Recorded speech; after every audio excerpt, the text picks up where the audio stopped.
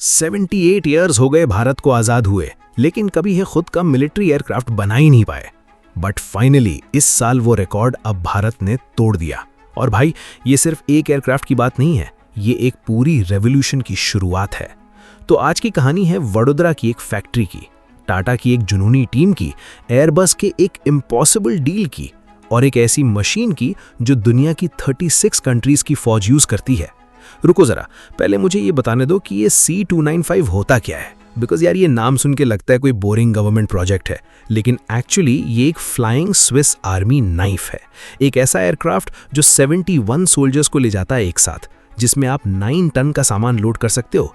मतलब सोचो, एक छोटी सी बिल्डिंग का सामान जो किसी भी कच्चे गंदे पहाड़ी रनवे से टेक ऑफ और लैंड कर सकता है। सिर्फ 670 मीटर की रनवे चाहिए इसे टेक ऑफ के लिए। कंपैरिजन के लिए, आपके घर के सामने जो कॉलोनी की सड़क है ना, वो भी इतनी ही होगी। मतलब सीरियसली, ये एयरक्राफ्ट किसी भी जंगल क्लियरिंग या लद्दाख की छोटी स्ट्रिप पे भी घुल जाता है। और यही खास बात है जो भारत के लिए क्रिटिकल है। अब क्या होगा अगर मैं तुम्हें बताऊं कि ये प्लेन सिर्फ ट्रांसपोर्ट नहीं करता? रुको, बताता हूं। ये C295 एक शेप शिफ्टर है डिफेंस की दुनिया में। इसको अलग अलग कॉन्फ़िगरेशंस में कन्वर्ट कर सकते हो। कभी ट्रूप कैरियर, कभी मेडिकल इवैक्यूएशन प्लेन, कभी मैरिटाइम पेट्रोल एयरक्राफ्ट, कभी एक फुल स्पाई प्लेन जो दुश्मन के सिग्नल्स इंटरसेप्ट करे, और कभी तो एक गनशिप बना दो इसको। सब कुछ सिर्फ पैलेट्स चेंज करके। मतलब सोचो, एक स्विस नाइफ जिसको तुम एडजस्ट कर सको मिशन के हिसाब से। कनाडा ने 16 CC295 किंगफिशर लिए हैं सर्च एंड रेस्क्यू के लिए। वो पीपल को माउंटेन से ढूंढ के निकालते हैं। पोर्टुगल के पास 12 हैं समुद्र की निगरानी के लिए। पोलैंड के पास 17 है नेटो मिशंस के लिए। और अमेरिका का USAF, हाँ यार, अमेरिका भी यूज करता है इसको, उनके पास 6 C295W हैं जो pope army airfield north Carolina में बैठे हैं, और 427th special operation squadron operate करता है इन्हें। रिपब्लिकन वर्ल्ड की रिपोर्ट के मुताबिक US ने इसी प्लेन का यूज किया था ईरान में घुसे पायलट्स को रेस्क्यू करने के लिए। सोचो कितना पावरफुल मशीन है ये। 36 कंट्रीज, 311 एयरक्राफ्ट ऑर्डर्ड, 238 सर्विस में। ये एक प्रूवन वर्कहॉर्स है। अब इंडिया की बात करते हैं। यार, 2012 में इंडियन एयरफोर्स के पास एक बहुत पुराना प्रॉब्लम था, उनका एवरो HS-478 फ्लीट। ये प्लेन्स कितने पुराने थे? सुनो, ये 1960s के ज़माने के ट्रांसपोर्ट एयरक्राफ्ट थे। मतलब जब ये प्लेन्स बने थे तब तो कलर टीवी भी नहीं आया था इंडिया में। इन प्लेन्स की जगह लेने के लिए 2012 में डिफेंस एक्विजिशन काउंसिल ने अप्रूव किया कि 56 नए ट्रांसपोर्ट एयरक्राफ्ट खरीदने हैं। टेंडर निकाला गया।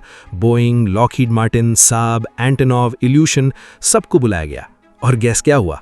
अक्टूबर 2014 में डेडलाइन आई और सिर्फ एक ही कंसोर्शियम ने रिस्पॉन्स दिया, टाटा और एयरबस की जॉइंट टीम। सिर्फ एक। सब डर गए या इंटरेस्ट ही नहीं था, पता नहीं। लेकिन यही मोमेंट था जब एक ऐसे पार्टनरशिप की नींव पड़ी जो आज इंडिया का इतिहास बदल रही है। सितंबर 2021 में कैबिनेट कमेटी ऑन सिक्योरिटी ने फाइनल हरी मरी। 21,935 करोड़ का डील साइन हुआ एयरबस डिफेंस एंड स्पेस के साथ। ये कितना पैसा है? Approximately $2.6 billion. मतलब रफली एक छोटे देश का पूरा एक साल का डिफेंस बजट। डील का स्ट्रक्चर एकदम इंटरेस्टिंग था। पहले 16 एयरक्राफ्ट स्पेन की सेविल फैक्ट्री में रेडीमेड आएंगे और बाकी 40 एयरक्राफ्ट इंडिया में बनेंगे। टाटा एडवांस सिस्टम्स लिमिटेड यानी टैसल को जिम्मा दिया गया वडोदरा, गुजरात में एक फाइनल असेंबली लाइन बनाना। अक्टूबर 2022 में PM मोदी ने खुद वडोदरा में फाउंडेशन स्टोन रखा इस फैक्ट्री का। और अक्टूबर 2024 में मोदी जी और स्पेन के प्राइम मिनिस्टर पेड्रो सैंचेज दोनों ने मिलकर फैक्ट्री ओपन किया। भाई, 2 देशों के प्राइम मिनिस्टर्स एक ही फैक्ट्री ओपन करने आए। ये डील कितनी बड़ी थी सोचो। तो बात करते हैं कि एक्चुअली होता क्या है इस फैक्ट्री में, क्योंकि यही तो असली मैजिक है। सोचो, एक एयरक्राफ्ट को एक जायंट 3D पजल की तरह।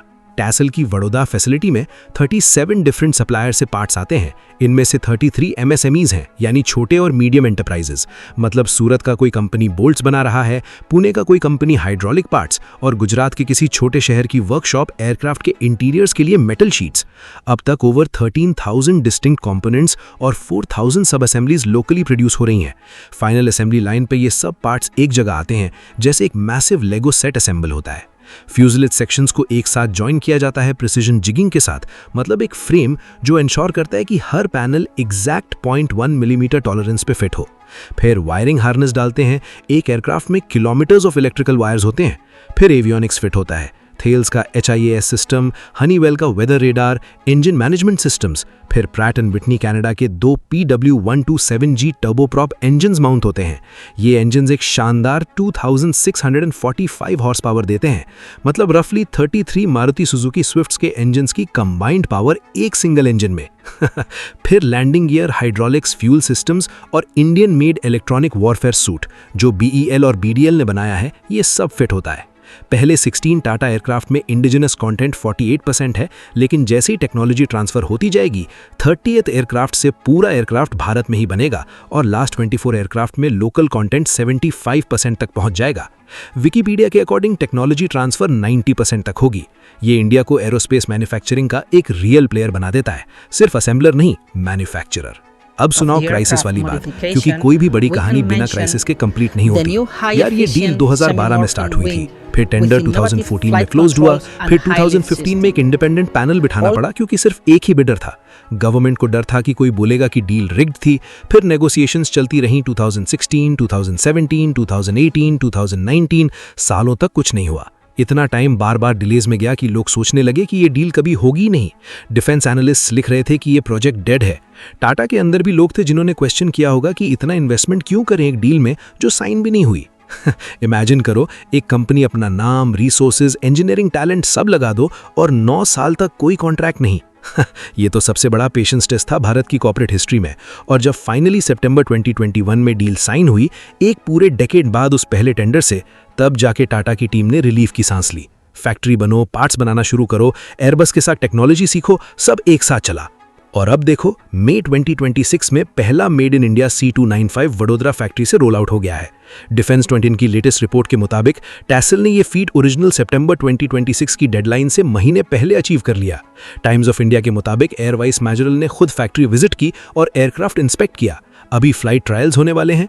पहला made in India military aircraft जल्द ही अपना फर्स्ट फ्लाइट लेगा। ये एक प्राइवेट कंपनी का एयरक्राफ्ट है, टाटा का, सरकारी HAL का नहीं। पहली बार भारत में एक प्राइवेट सेक्टर एंटिटी ने एक पूरा मिलिट्री एयरक्राफ्ट रोल आउट किया। ये वही सिग्निफिकेंस है जो सुन के स्पाइन में एक अलग ही फीलिंग आती है। क्या होगा अगर ये सिर्फ शुरुआत हो? रुको बताता हूं। इंडियन नेवी के लिए 9 मैरिटाइम रिकॉनेसेंस एयरक्राफ्ट और इंडियन कोस्ट गार्ड के लिए 6 मल्टी मिशन मैरिटाइम एयरक्राफ्ट भी इसी फैक्ट्री में बनेंगे। एक और 29,000 करोड़ का ऑर्डर पाइपलाइन में है। इंडिया 50 और C295 खरीदने की प्लानिंग में है अनस 32 रिप्लेसमेंट के लिए।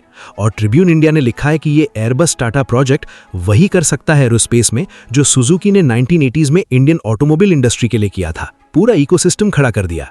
ऑलरेडी 33 MSMEs इस सप्लाई चेन में हैं। एक दिन ये पार्ट्स ग्लोबल एयरक्राफ्ट प्रोग्राम्स में जाएंगे। इंडिया डिफेंस एक्सपोर्ट में 2013 में सिर्फ 686 करोड़ था, आज 21,000 करोड़ से ज्यादा हो चुका है। ये C295 प्रोग्राम उस ट्रेजेक्टरी को और एक्सेलरेट करेगा। तो यार, अगली बार जब कोई कहे कि इंडिया सिर्फ सॉफ्टवेयर एक्सपोर्ट करता है या हम मैन्युफैक्चरिंग में पीछे हैं, तो इन्हें ये वीडियो दिखाना। वडोदरा की उस फैक्ट्री में जो हो रहा है वो सिर्फ एक एयरक्राफ्ट नहीं बन रहा है, एक पूरी सोच बदल रही है। 78 ईयर्स में नहीं हुआ जो इस साल हो गया। अब बोलो, आपको लगता है कि ये C295 प्रोग्राम भारत को एक ग्लोबल डिफेंस एक्सपोर्टर बना पाएगा या फिर ब्यूरोक्रेसी और डिलेज इस सपने को भी रोक लेंगे? कमेंट में बताओ। लाइक करो, सब्सक्राइब करो, शेयर करो। Thank you ji, bye bye.